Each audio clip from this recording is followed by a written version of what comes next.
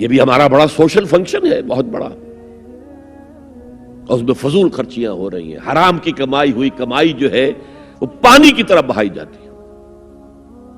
ابھی مجھے ایک صاحب نے بتایا کہ ممبئی میں 2 شادیاں ہوئی ہیں مسلمانوں میں، ایک میں 1.5 کروڑ روپیہ خرچ ہوا، ایک میں 80 لاکھ خرچ ہوا۔ ہم نے وہاں اصلاحی تحریک شروع کی، ضیاء الحق صاحب نے بھی کوشش کی تھی، آرڈیننس پاس کیا تھا، لیکن یہ چیزیں قانون سے نہیں۔ آپ کہیں کہ کسی دعوت میں 50 سے زیادہ مہمان نہیں آئیں گے، وہ 100 آ گئے تو زیادہ زیادہ یہ ہوگا پولیس والوں کو رشوت کا کھاتا کھل گیا، جو یہ پیسے لے جائیے صاحب۔ کبھی کبھی وہ پکی پکائی دیگیں لے جا کے اپنے تھانے میں بیٹھ کے کھاتے تھے، لیکن قانون سے نہیں بدلتا مزاج۔ ہم نے کیا طے کیا؟ دیکھو یہ ہے چٹان کی بنیاد۔ آپ کو بڑی اونچی بلڈنگ بنانی ہو تو دیکھنا پڑتا ہے چٹان نیچے بنیاد زمین کیسی ہے۔ تو بنیاد کیا ہے؟ آپ سادگی کرو، سادگی کرو، سادگی کرو، یہ واسطہ بے معنی ہے بالکل، اس لیے کہ غریب کی سادگی کچھ اور ہے، امیر کی سادگی کچھ اور ہے، سادگی کے ایک معنی تو نہیں ہے۔ لہذا کوئی جو ہے راک فاؤنڈیشن وہ تلاش کی جائے، وہ ہم نے کی تلاش۔ جو تقریب حضور سے صحابہ سے ثابت ہے ضرور کرو، ضرور کرو، ضرور کرو، عضو علیہا بالنواجذ، اپنے دانتوں سے پکڑ لو اس کو۔ اور جو تقریب ثابت نہیں حضور سے اور صحابہ سے، یقیناً یہ کہیں باہر سے آئی ہے۔ یا تو ہمارا خاندانی پس منظر جو ہے، اکثر تو ہندوؤں سے مسلمان ہوئے، وہ سادات ہوں، صدیقی ہوں، فاروقی ہوں، عثمانی ہوں، وہی ہیں نا جو باہر سے آئے تھے، باقی تو اکثریت یہیں سے، وہ اپنا ہندوانہ پس منظر لے کر آئے۔ تو جس کا ثبوت صحابہ کے دور میں نہیں، وہ یقیناً باہر سے آئی ہوئی چیز ہے، اس میں پھر سادگی نہیں، اس میں کمی نہیں، جڑ سے کاٹو اس کو۔ اس بنیاد پر ہم نے 5 فیصلے کیے، ذرا سن لیجئے آپ بھی، اگر آپ کچھ سوشل ورک کرنا چاہیں اس کو عام کریں۔ نمبر 1، نکاح مسجد میں۔ حدیث موجود ہے، ترمذی شریف کی روایت، اعلنوا ھذا النکاح واجعلوہ فی المساجد، نکاح کا اعلان عام کیا کرو، مسجدوں میں منعقد کیا کرو۔ میں حیران ہوتا ہوں کیوں نہیں علماء کرام نے اس کی طرف توجہ دلائی۔ حدیث ہے، ہاں میں مانتا ہوں ان کا کہنا یہ ہے کہ یہ یہاں جو امر ہے کہ مسجد میں منعقد کرو، یہ امر وجوب کے لیے نہیں ہے، استحباب کے لیے، مستحب ہے یہ کہ مسجد میں۔ تو بھائی مستحب کیوں چھوڑ رہے ہو تم؟ وہ اس لیے چھوڑنا پڑتا ہے، مولوی بیچارے کی حیثیت ہے ہی نہیں معاشرے میں کہ وہ کہے جناب یہاں آئیے میرے پاس، میں نہیں آؤں گا آپ کے گھر نکاح پڑھانے کے لیے۔ وہ اپنا رجسٹر بغل میں دبائے بیٹھا سوکھتا رہتا ہے۔ وہ تو آنی تھی بارات عصر کے وقت، مغرب بھی جا رہی ہے، آئی نہیں، وہ بیٹھا غریب۔ پہلے 20-30 روپے ملتے تھے، اب 200 300 400 ملتے ہیں، اور کیا ہے۔ میں نے انہیں یاد دلایا، دیکھو شرم کرو، عیسائیوں نے آج تک اپنے چرچ کی اور اپنے پادری کی عزت یہ رکھی ہے کہ شہزادے اور شہزادی کی شادی ہوگی وہ بھی پادری چرچ میں آئیں گے۔ شہزادے کی شادی ہو رہی ہے تو جو ان کی پارلیمنٹ کے ساتھ ہے چرچ، وہاں شادی ہوگی، وہاں پردہ نہیں ہے، لڑکا لڑکی دونوں آمنے سامنے کھڑے ہو کر قول و قرار کریں گے۔ ہمارے ہاں پردہ ہے، تو اس لیے لڑکی کے گھر بھی جائیں گے تو لڑکی تو محفل میں نہیں آئے گی، لڑکی کا ایک وکیل ہوگا، وہ وکیل اجازت لے کر آئے گا، 2 اس کے گواہ ہوں گے، اس کے سامنے اجازت لی گئی، پھر وہ نکاح خواہ کو اجازت دیں گے، وہ نکاح پڑھا دیں گے۔ پہلی بات یہ ہو گئی کہ نکاح مسجد میں۔ نمبر 2، نکاح کے موقع پر کوئی دعوت طعام نہیں، کوئی ثابت نہیں۔ دعوت طعام صرف ایک ہے، وہ ولیمہ ہے، اور اس قدر معقول بات ہے، سب باپ اپنے سینوں پر ہاتھ رکھ کر سوچیں اور میری بات سنیں، کیا بیٹی کو گھر سے رخصت کرنے کا وقت جو ہے وہ خوشی کا وقت ہوتا ہے؟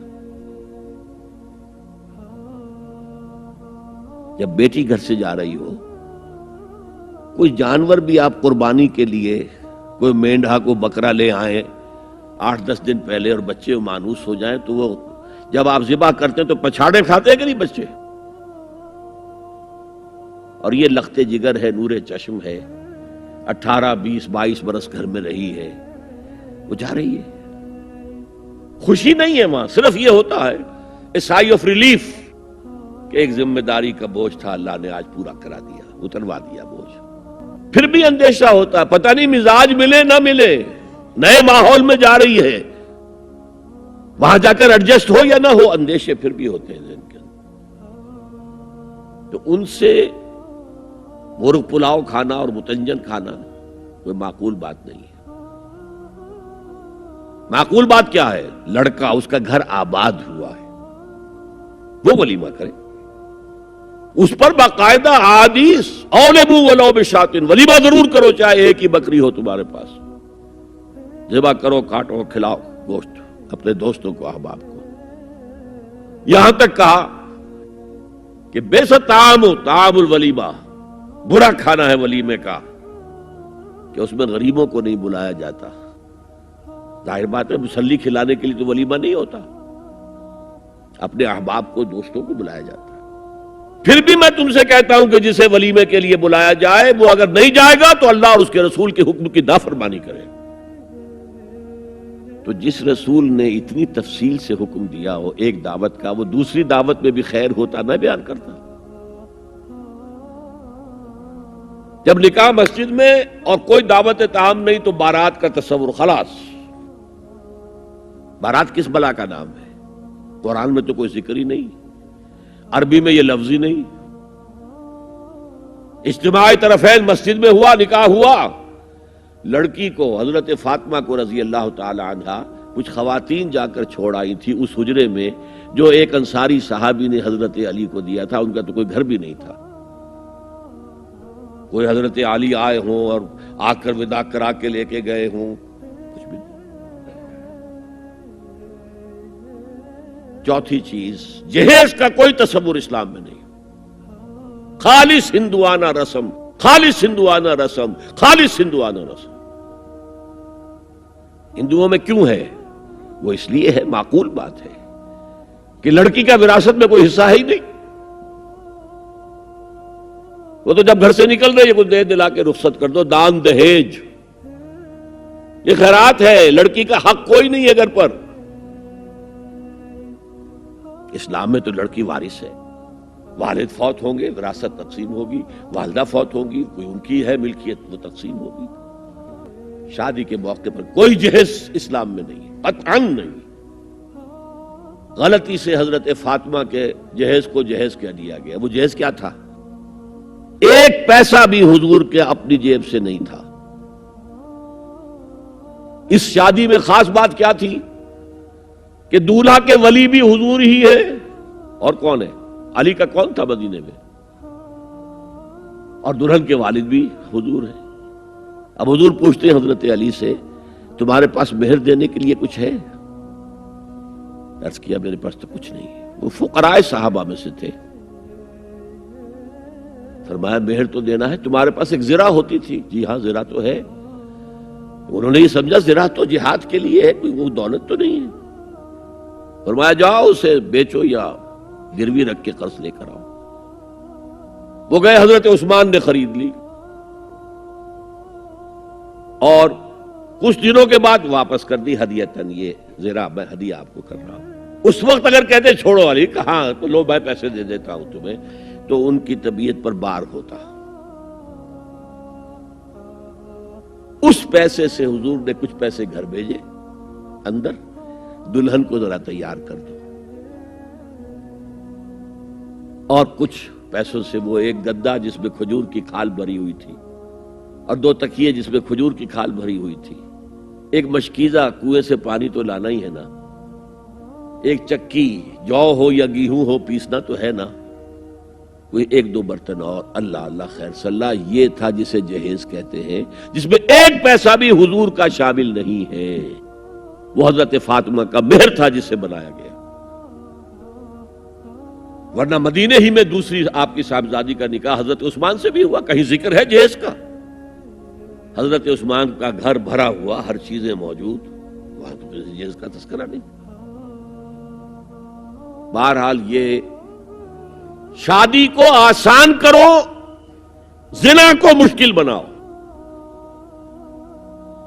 یہاں شادی کے لیے 9 من تیل ہوگا تو رادھا ناچے گی، ورنہ یہ کہ بڑی ہو رہی ہے، عمر ہو رہی ہے، سب کچھ ہو رہا ہے، لیکن کچھ تقاضے تو ہے نا، آخر کچھ تو کرنا ہوتا ہے نا، آخر کچھ نہ کچھ لوگوں کو تو کھانا کھلانا ہی ہوتا ہے نا، بارات تو آخر آئے گی ہی نا، کچھ نہ کچھ تو دینا ہی ہوگا، کچھ جوڑے کپڑے، کچھ یہ.